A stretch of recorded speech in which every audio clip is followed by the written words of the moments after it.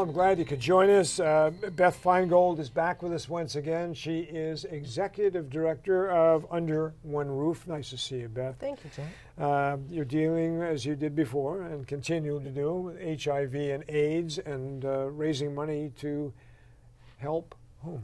Who do we help? Well, in our particular case, we are helping agencies that are direct service providers, and they range from housing to advocacy to food to care for your pet to funds, anything that someone who's dealing with illness, predominantly HIV and AIDS. But also AIDS now has moved from what it was when we first heard about it into sort of below the surface now. You don't hear about it, it's not in the headlines, it's not in the papers, but thousands of people are still affected by AIDS. Yeah, people are contracting it still at a frightening rate. The need is still there, and you're right. One of the disturbing things is that there's not the level of awareness that we had when we started Under One Roof 20 years ago. As a result of that, are we seeing more people using unprotected sex and contacting HIV or AIDS?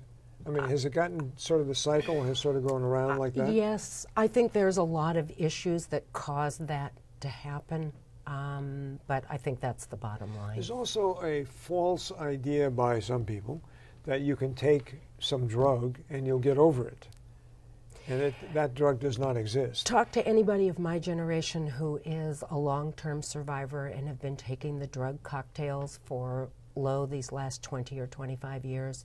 They have their own side effects that are not pleasant.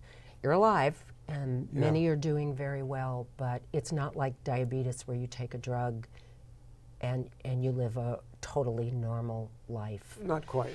It's as a spokesperson for someone who's got a son who's a diabetic, so that's an ongoing problem. It's an ongoing challenge. It's an ongoing problem. Exactly. It's a management thing. But the people who receive the aid for AIDS are people who can get this without any cost, right? But the financial cost of the medical stuff is astronomical. Is very high. Yes, and there are organizations and groups, many of whom we work with, who provide services either free of charge or at very low cost.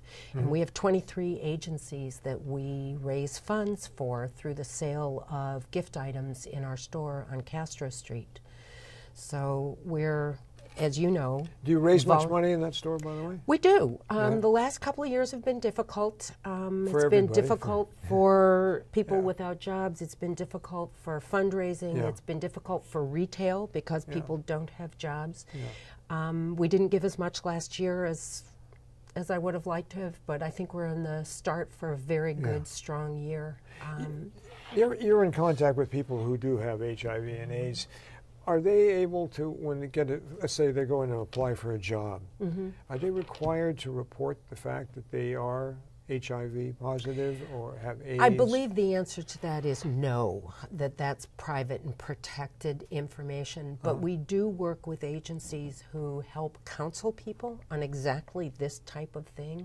So if there's anybody in your audience who has questions, they're more than welcome to call us or email us, and we will try to help them get... Email address is what? They can send it direct to me, Beth at underoneroof.org, and I will try to make sure that I get them to the right agency in our group to answer their questions. Yeah, and especially younger people I know who still are now contracting HIV and AIDS, might not have any idea where to turn. Right.